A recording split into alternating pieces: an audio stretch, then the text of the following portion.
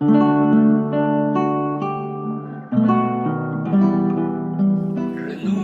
Harian menurut Katekismus Heidelberg dipersembahkan oleh Sinode Gereja Kristus Tuhan.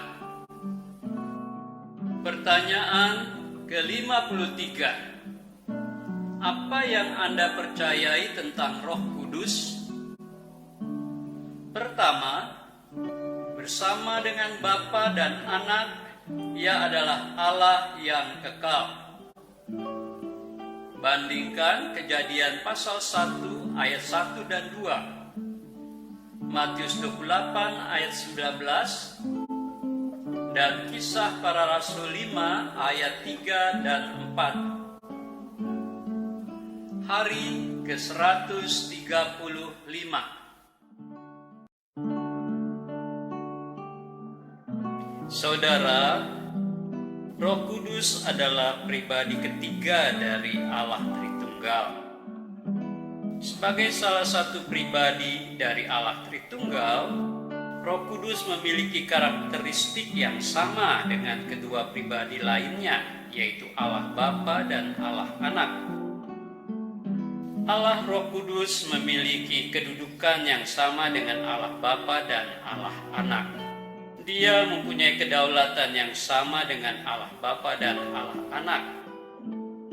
Allah Roh Kudus juga memiliki kuasa yang sama dengan Allah Bapa dan Allah Anak. Singkatnya, Allah Roh Kudus juga memiliki semua kesetaraan yang dimiliki oleh Allah Anak dan Allah Bapa. Hal ini membuktikan bahwa Roh Kudus adalah Allah yang kekal. Saudara, istilah Roh Kudus adalah Allah yang kekal memiliki beberapa pengertian.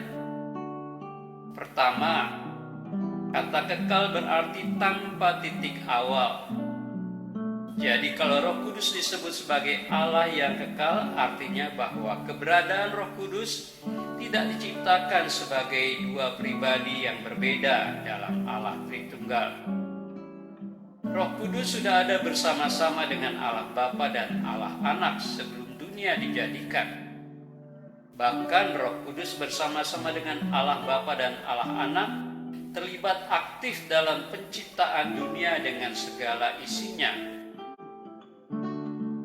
Saudara, yang kedua, kata kekal juga berarti tidak berubah. Roh Kudus adalah Allah yang kekal, artinya bahwa hakikat dan karakteristik Roh Kudus tidak berubah baik dahulu, sekarang, dan sampai selama-lamanya. Keberadaan, kedaulatan, dan kuasa Roh Kudus tidak akan pernah berubah untuk selama-lamanya. Saudara, dan yang ketiga, kata kekal juga berarti tanpa akhir. Roh Kudus disebut sebagai Allah yang kekal, artinya keberadaannya tidak akan pernah berakhir seperti Allah Bapa dan Allah Anak, juga tanpa akhir. Saudara, dunia tempat kita hidup sekarang ini sifatnya fana, artinya suatu hari akan lenyap. Namun keberadaan Roh Kudus tidak akan pernah lenyap. Roh Kudus akan tetap ada untuk selama-lamanya. Selain itu, Roh Kudus disebut kekal, juga berarti Ia akan tinggal secara kekal di dalam diri orang percaya. Sekali seseorang memiliki Roh Kudus, maka untuk selama-lamanya ia tetap memiliki Roh Kudus. Saudara, seperti kita percaya bahwa keselamatan bagi orang percaya tidak akan pernah dapat hilang, demikian juga keberadaan Roh Kudus akan kekal dalam kehidupan orang percaya. Syukur kepada Roh Kudus. Puji Tuhan.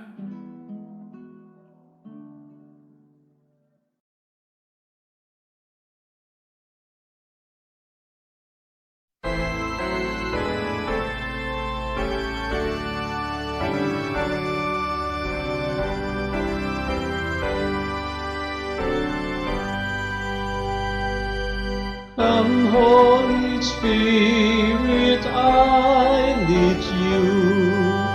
Come, sweet Spirit, I pray. Come in your strength and your power. Come in your own gentle way. Come as a rest to the weary.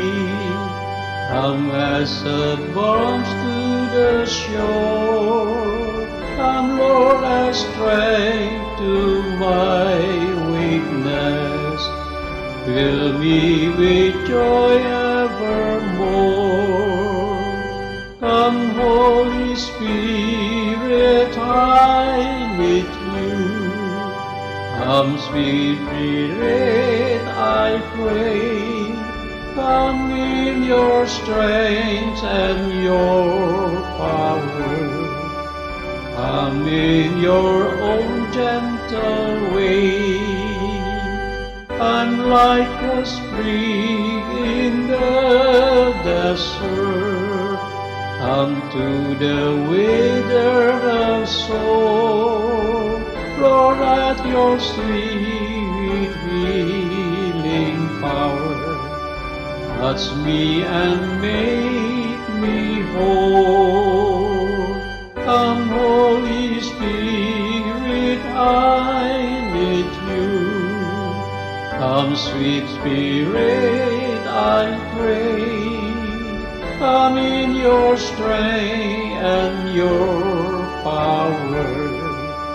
Come in your own gentle way.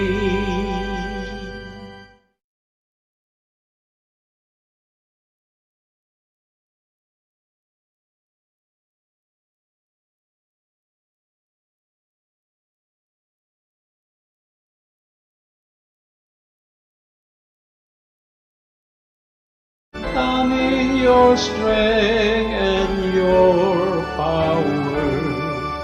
Come in your own gentle way.